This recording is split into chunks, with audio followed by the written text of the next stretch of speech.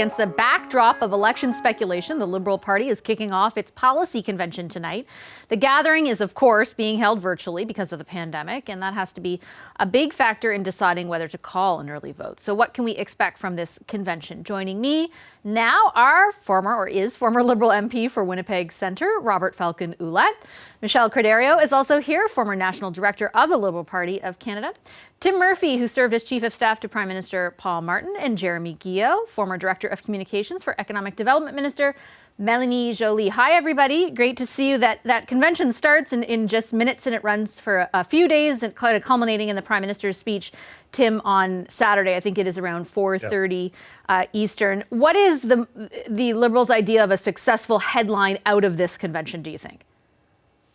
Well, I think it's there's 3 or 4 objectives you're trying to achieve. You want an energized party that coalesces around a set of issues and a platform. You want to show a unified party that's excited about the government and about the prospects of an election whenever that may come. And you want to highlight, obviously some of your successful performers and some policies that you think will make a difference. And so if you can achieve all of that, that's pretty good. And I think, obviously it's compared against the Conservative convention, which obviously undermined their leader a bit.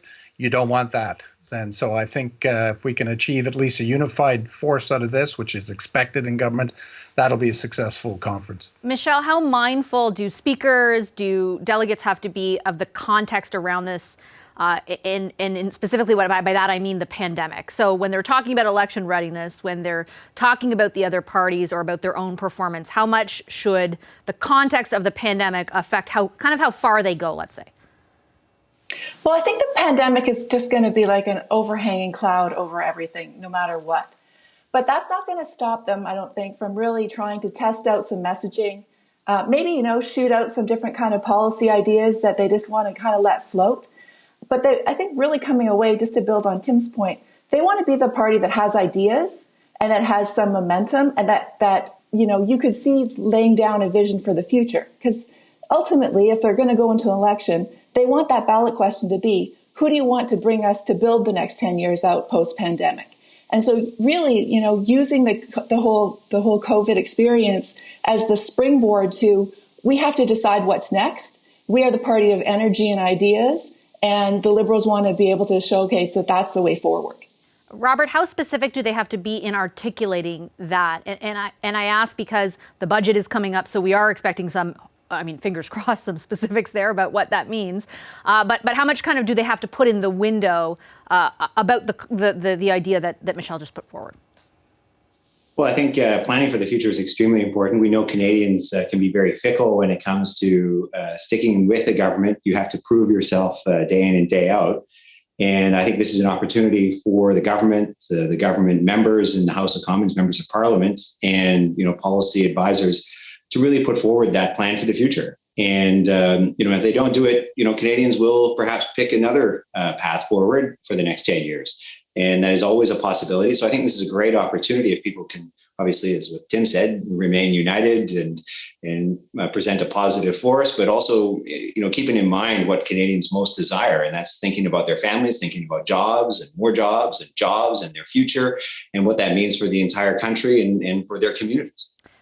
Jeremy, I just had the leader of the NDP on, Jagmeet Singh, a little while ago, and much of the conversation focused on the potential for growth the party hopes to see in that province, in Quebec, in your province, in Quebec. I'm wondering from your perspective how that fits into the convention this weekend, how important Quebec, how significant Quebec is for the Liberals at this juncture, if an election is on the horizon at some point. I don't want to contradict Mr. Singh, but I don't think the NDP has a lot of growth potential in Quebec.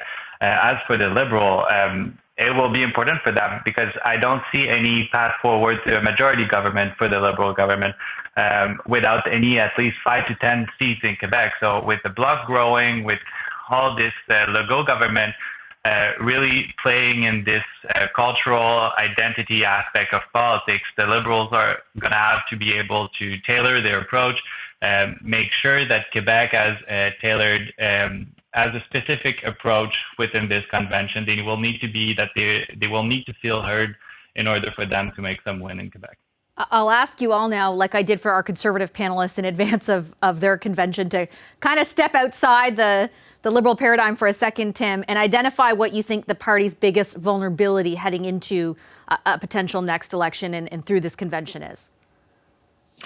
Well, I think it's, to be honest with you, I think it's the risk they've always had, which is self-inflicted wounds. You kind of look at the record of the government. By and large, they've been pretty good at occupying the broad middle ground, but the damage that they've inflicted on themselves has been the most troublesome problems that they've faced. And so I think kind of, hope that if they manage to avoid those kind of challenges, they're in a relatively good shape in terms of how people view the prime minister, how people view the government, and the general policy themes they're putting in place. They just gotta not shoot themselves in the foot. Michelle, same question to you. I'd agree with that, but I think that overwhelmingly we're going to be judged. The Liberals will be judged on vaccines, right? If the rollout continues to come in, if Canadians are going to be vaccinated maybe ahead of the schedules that they're actually laying out, if they can beat expectations, that's where they can actually develop that sweet spot to be able to call the election. But if anything falls down, if there's more problems with other vaccines, or there's supply issues that come in and anything slows down or stalls, then I think that they are going to might make a different calculation whether there's an election or not. Robert, you have a unique perspective having been inside the government. If you were to identify, as I asked your two co-panelists, the greatest vulnerability the party faces at the moment, what would it be? Getting disconnected from the people who matter most, which is the citizens of our communities. We get in the Ottawa bubble, and with the pandemic, I think it's a little bit even harder to connect with our fellow citizens, to talk with them, to see what it is that they need, what they want. And there's going to be a huge divide, I think, coming up in the future. And the government's going to need to get it right around surrounding economic issues, surrounding, the jobs. There are some people who are doing very well during COVID, and there are many people who are not doing so well. And we're not just going to have to, print money and hand out money to people, but we're going to have to offer, a vision and a hope for the future. And I think this is perhaps going to be our greatest challenge, apart from those self-inflicted wounds, which often sometimes seem to arise frequently. They just happen to happen out there. Jeremy, your thoughts on the biggest vulnerability the party faces? Absolutely. I think any government that's out of two mandates governing is easily going on the defensive. And for me, from a communication perspective, and also during the campaign, the main challenge for the Liberals will be not to be on the defensive, but to sell out this dream. They were elected in 2015 in a promise of hope and change. And they will need this hope to continue going forward. This is really, it's a challenge for any government that's asking a third mandate, I think, in Canadian politics. Okay, I'm going to leave it there. I appreciate all of you making the time for this. As I mentioned, the convention gets underway in just about 5 minutes' time. Thanks so much to our panel, Michelle Cadario, Jeremy Guillot, Robert Falcon-Ouellette, and Tim. Thank you so much. Hi, I'm Vashi Capellos, host of Power in Politics. See more of our show by subscribing to the CBC News channel or click the link for another video.